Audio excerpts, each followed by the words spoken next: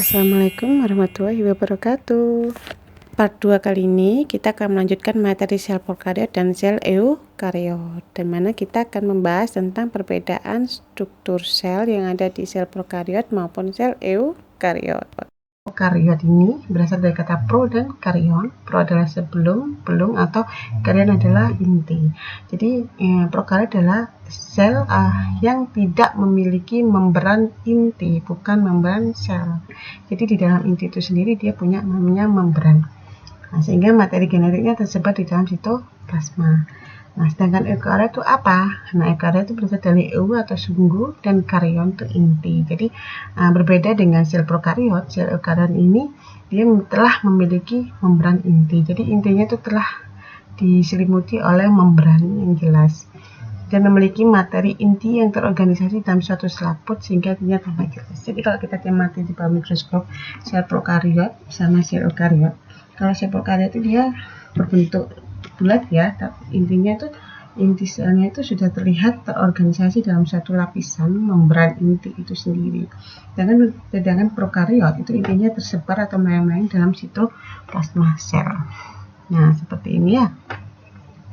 Nah, ini perbedaan dari struktur dari prokariot dan eukariot. Macam-macamnya.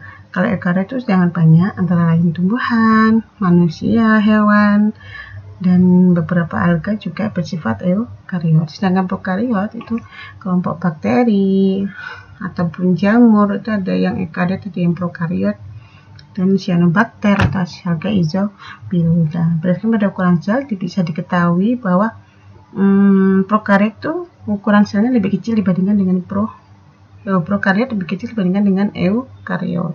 Nah, secara struktur genetik, kita lihat dalam membran inti pada prokariot tidak ada, sedangkan eukariot ada. Nah, seperti ini ya. Nah, struktur dalam sitoplasma hampir, kalau pada sel prokariot hampir tidak memiliki namanya organel sel kecuali ribosum. Jadi pada prokariot kebanyakan tidak memiliki atau sama sekali tidak memiliki organel sel. Jadi semuanya bekerja di dalam sitoplasma itu sendiri. Tetapi tetap ya ada namanya ribosum plasma. Ini penting dalam proses untuk replikasi itu sendiri karena DNA intinya tersebar ya, tidak membentuk suatu membran inti. Dan pada eukariot ini terlihat ada yang beberapa memiliki organel, ada yang beberapa tidak, seperti itu ya. Nah, struktur kita bahas pertama yaitu struktur dari sel prokariot. Nah, ini adalah dua kelompok yang besar yang kita ketahui bersifat prokariot, yaitu cyanobacter atau alga isobiru dan bakteria. Nah, nanti kalau cyanobacter sama bakteria kita akan bahas untuk lebih detailnya prokariot, kita akan bahas di mata kuliah mikrobiologi ya. Kita akan bahas detail tentang apa itu bakteri, apa itu cyanobacter.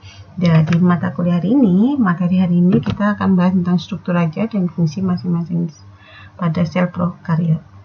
Nah, sel prokariot biasanya berukuran kecil dan relatif sangat sederhana dan mewakili jenis pertama yang muncul dalam evolusi biologi. Jadi diprediksi bahwa bahwa sel prokariot itu adalah jenis atau makhluk hidup pertama sebelum adanya eukariot. Jadi seperti itu. Jadi istilahnya nenek moyangnya makhluk hidup adalah dari kelompok prokariot. Organisme prokariot tidak memiliki organel yang diselimuti membran, atau kita sebut dengan endomembran. Nanti kita akan bahas di materi endomembran sendiri ya. Nah, nukleus hanya berupa satu molekul ADN tanpa membran atau kita sebut dengan nukleoid. Seperti itu. Nah, yang ketiga mempunyai membran plasma atau nukleoid berupa DNA atau RNA atau keduanya, dan sitoplasma yang mengandung ribosum tidak punya mitokondria. Jadi yang kita ketahui tadi bahwa pada sel prokariot ini dia tidak memiliki organel selain ribosum. Ribosumnya pun hanya ribosum plasma. Nah, nukleusnya dia tidak pernah punya nukleus, tapi istilah lain dengan nukleoid atau materi DNA dan RNA-nya dia tidak diselimuti oleh membran inti, sehingga intinya disebut dengan nukleoid. berkembang biak dengan cara membelah diri. Ini sudah benar pasti ya, bahwa sel prokariot maupun sel eukariot dia membelahnya adalah dengan mitosis atau pembelahan diri. Tapi berbeda adalah bagaimana mekanismenya reproduksi sel antara prokariot sama eukariot itu sangat berbeda ya. Yang kelima, derajat organisasi seluler yang relatif rendah merupakan karakteristik prokariot, tapi tidak menjadikan aktivitas metabolisme lebih sederhana daripada sel eukariot. Dari sini kita ketahui bahwa meskipun strukturnya sangat sederhana dibandingkan prokariot, tetapi aktivitas metabolisme belum tentu sederhana, sama-sama rumit sama dengan sel eukariot. Jadi meskipun struktur sederhana, tetapi aktivitas metabolisme juga lebih rumit ya, ataupun hampir sama rumitnya dengan sel eukariot. Nah ini ya beberapa contoh alga hijau biru, cyanobacter, bakteri lah. Ini meskipun warna hijau-hijau, kalau kita bilang kayak lumut, tapi bukan lumut ya. Ini kalau alga juga bukan alga, tapi ini adalah kelompok alga hijau biru yang bersifat prokariot. Nah ini kalau dilihat di bawah mikroskop dia nggak kelihatan intinya mana, tetapi kalau dilihat di mikroskop elektron, dia DNA-nya banyak kan adalah berupa sirkuler. Ini di bawah mikroskop elektron ya, bentuk DNA-nya sirkuler. Kalau secara skematis seperti ini, jadi DNA-nya itu melayang-mayang di sitoplasma. Dan kita lihat tidak ada namanya organel sel apapun ya. Tidak ada organel sel, yang ada adalah ribosom plasma. Seperti itu ya. Jadi semua aktivitas ada di dalam sitoplasma itu sendiri. Nah, sedikit tentang sel prokariot, kita membahas tentang sel eukariot. Kalau kita membayangkan sel eukariot, sesuatu makhluk hidup yang sangat kompleks ya, sangat rumit, strukturnya sangat sempurna, banyak sekali kelompok dari sel eukariot, antara kelompok tumbuhan, jamur, beberapa di prokariot ada eukariot, hewan, dan beberapa hidup kecil juga. Paramecium misalnya dia juga termasuk dalam kelompok sel yang eukariot. Contoh karena DNA-nya sudah dibungkus oleh membran inti. Ini sel jamur yang eukariot, DNA-nya sudah berbentuk dibungkus oleh membran inti seperti itu ya. Nah, kita akan bahas tentang struktur sel eukariot. Pada sel eukariot, organel sel sangat lengkap dan terselubung oleh membran inti tadi ya. Nah, masing-masing organelnya ini tersusun atau dilingkupi oleh membran. Jadi pada eukariot, masing-masing organel misalnya mitokondria, kloroplast, badan Golgi atau dan sebagainya, atau vesikel dia selalu dibungkus atau dilapisi oleh membran organel. Nah, yang kedua, inti sel terselubung oleh membran inti, kita sebut dengan nukleus. Kalau pada prokariot kita sebut dengan nukleoid, kalau pada eukariot adalah nukleus. Yang ketiga, secara struktural memiliki sejumlah organel. Pemisahan aktivitas dalam waktu pada sitoplasmanya yang memiliki fungsi khas dan berperan penting untuk menyokong fungsi sel. Jadi nanti kita akan bahas tentang sistem endomembran ya. Jadi dalam suatu sel eukariot, meskipun banyak sekali organel-organel yang ada, tetapi di sini terdapat pemisahan aktivitas dalam waktu. Jadi kita kenal misalnya inti dia bekerja dengan sendirinya, mitokondria juga bekerja aktivitas sendirinya, kloroplast juga bekerja dalam waktu tertentu, badan Golgi, RE dan sebagainya dia juga aktivitas dalam waktu terpisah, aktivitasnya terpisah tetapi saling berkaitan. Kita akan bahas lagi nanti ini dalam topik endomembran, sistem endomembran. Kita akan bahas bahwa organel pada sel eukariot itu terdapat pemisahan aktivitas dalam waktu tetapi saling berhubungan organel satu dengan organel yang lain, termasuk berhubungan dengan inti. Yang keempat, pada umumnya memiliki ukuran sel lebih besar dari prokariot dan memiliki bagian-bagian subseluler yang disebut dengan organel dan sitoskeleton. Seperti itu ya. Jadi ukurannya sudah dipastikan lebih besar dari prokariot dan memiliki bagian-bagian subseluler yang disebut dengan organel dan sitoskeleton. Sitoskeleton itu seperti rangka yang membuat organel-organel itu Kita lanjut di berada part 2 pada ya, dengan video yang posisinya berbeda. Untuk masing-masing, kelanjutan tapi dari materi terikat hari sangat ini, kuat. jangan lupa untuk Tapi subscribe agar menyongkong mendapatkan karena update itu materi kita kelanjutannya. berada pada Terima kasih. posisinya. Assalamualaikum warahmatullahi wabarakatuh. Nah,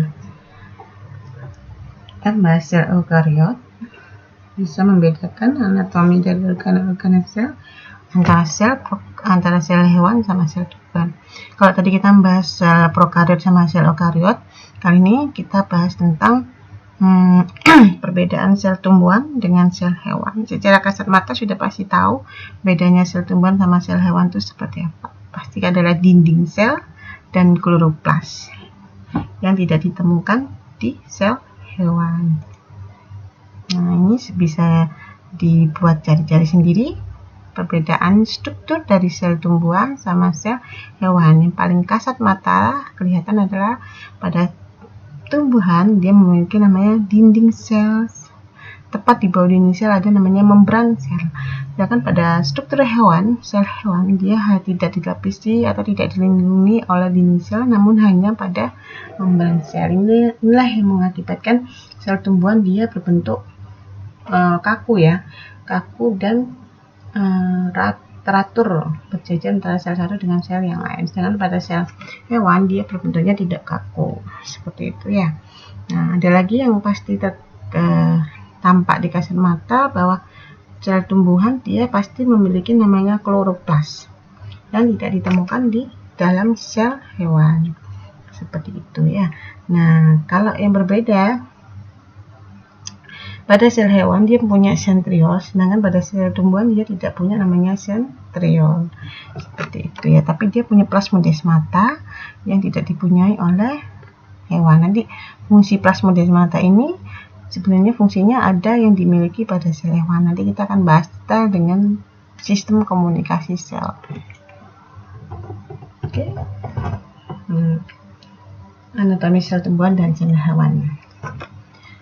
Selaput plasma. Selaput plasma merupakan selaput atau membran sel paling luar yang tersusun dari lipoprotein atau protein yang terikat oleh lemak, bersifat selektif permeabel dan berfungsi sebagai transport zat dari dan keluar sel. Jadi pada tumbuhan dan hewan sama-sama memiliki selaput plasma atau kita sebut dengan membran sel, di mana membran sel ini tersusun dari banyak lipoprotein, protein yang berikatan dengan lemak, yang membuat membran sel ini sangat bersifat selektif permeabel karena tersusun dari lipoprotein tadi itu, sehingga membuat sel itu dia sangat tidak mudah ya ditembus oleh berbagai macam zat atau senyawa ataupun molekul-molekul yang keluar masuk dari sel. Jadi selaput membran sel ini sebagai gerbang utama keluar masuknya zat yang bersifat selektif permeabel. Nah, organel sel itu sendiri merupakan bagian cair di dalam sel sitoplasma. Bagian yang padat yang memiliki fungsi tertentu disebut dengan organel sel. Fungsi utama sitoplasma adalah air sebagai pelarut kimia dan media reaksi. Sitoplasma itu adalah bagian dari protoplasma, massa hidup, tapi dia tempat organel-organel sel berada sebagai wadah organel-organel sel. Seperti tadi saya jelaskan di awal, perbedaan sitosol, sitoplasma, dan protoplasma seperti itu ya. Organel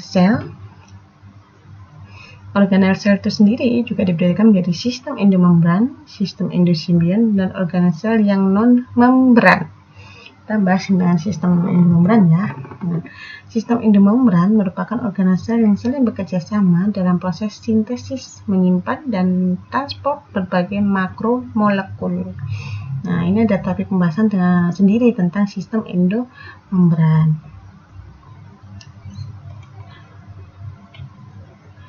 Nah, jadi sistem endomembran ini adalah berbagai macam organel yang ada di dalam sel itu sebenarnya saling bekerja sama.